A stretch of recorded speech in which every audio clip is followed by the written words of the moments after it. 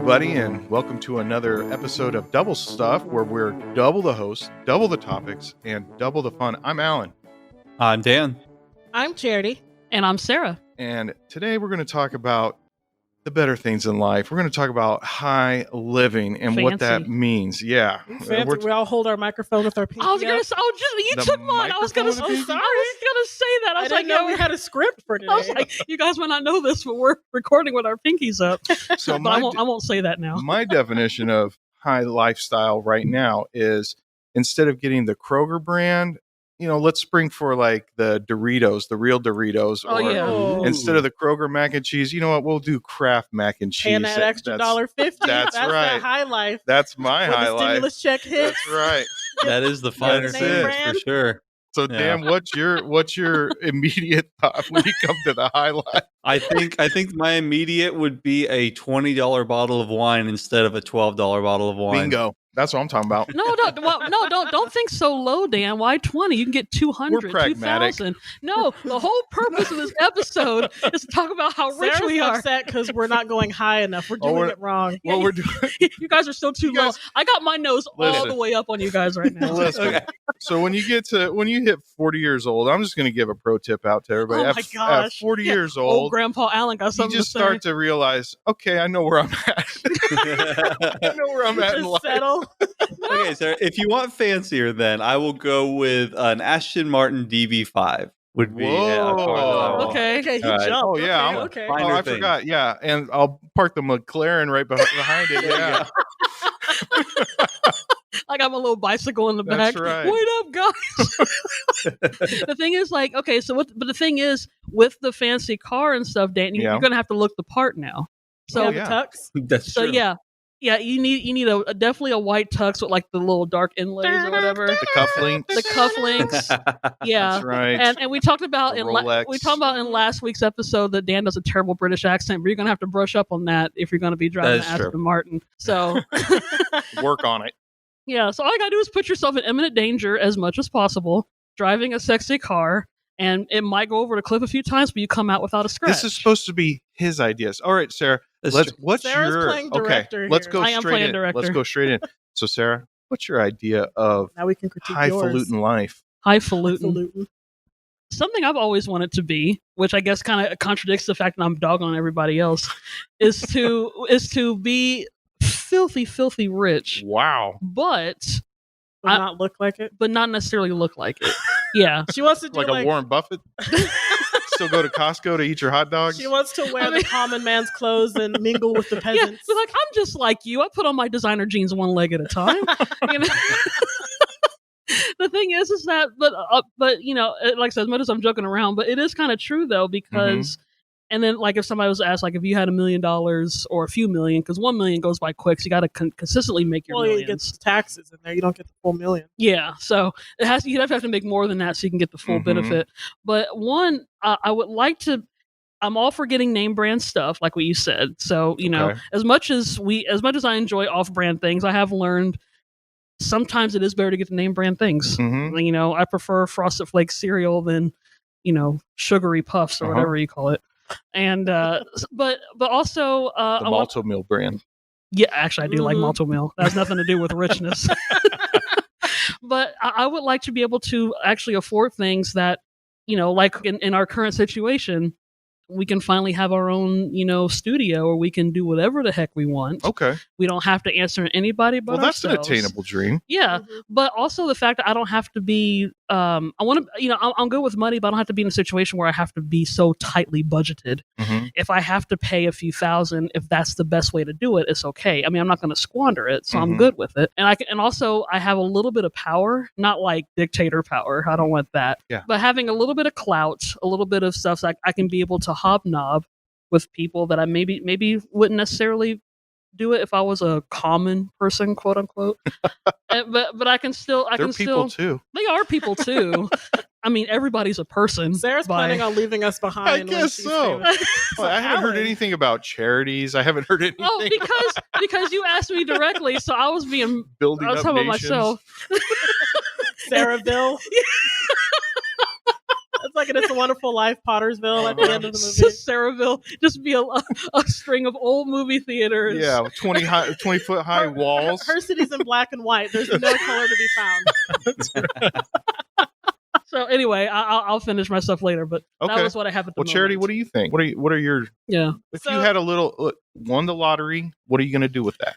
Okay. Oh, that's a different question. So to answer the first question about living the high life. The first thing that came to mind was cloth napkins because I've worked in catering, I've worked in fine dining, or on like cruise ships they have like the really nice restaurants like on the top floor and stuff like that's what I thought of. So if there's paper napkins on your eating table, casseroles.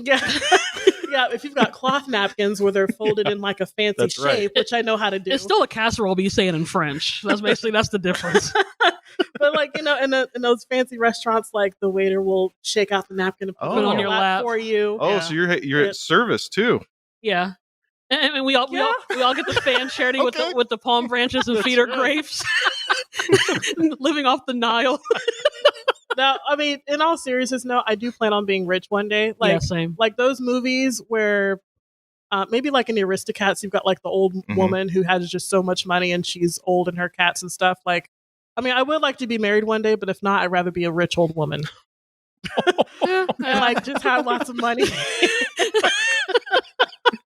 That's why I think of living the high life. Cloth napkins and old women with cats. I like this. I'm living in a different world. I'd like to be married, but I take money instead. It'll be fine. These past 2 episodes, I've sounded so shallow. I'm not really like this. I really am not. So says you. Yeah.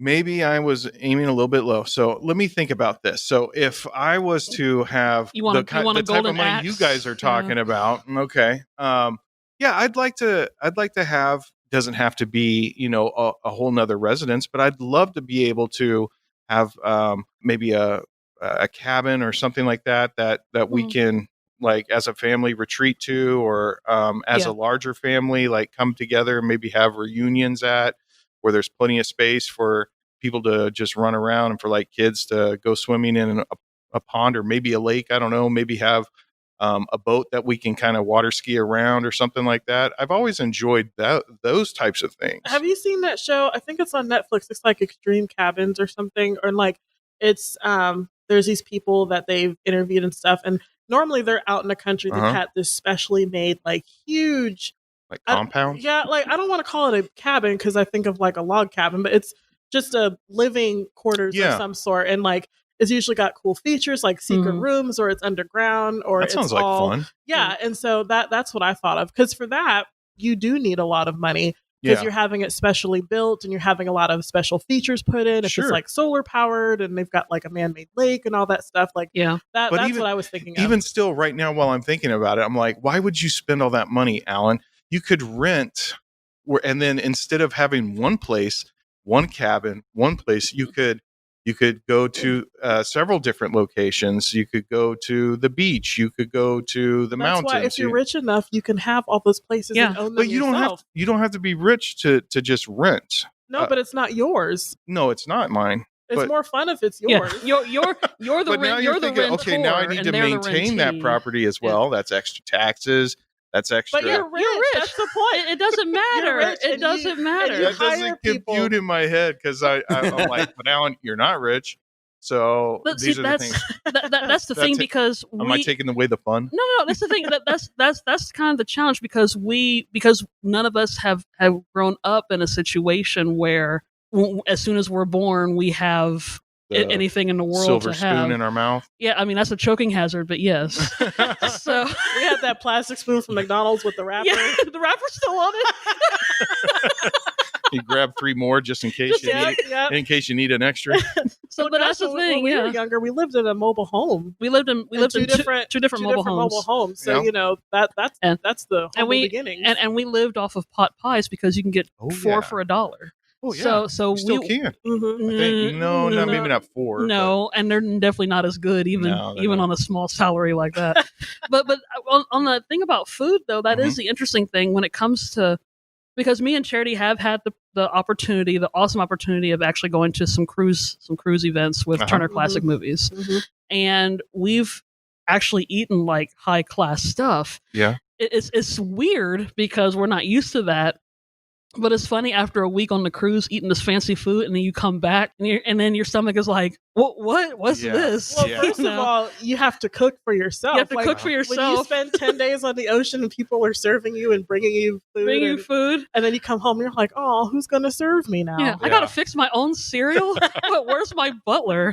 Yeah. But it is interesting with food, though, because it seems like the richer you get, the smaller the servings are. Have you noticed that? You do more courses on your meals, though. Yeah, and they have the more weirder foods. Like normal people is not going to eat snails. Well, I think the point behind that is, so your food that's cooked or prepared is for that only meal, whereas the food that I prepare at my house is also tomorrow's lunch.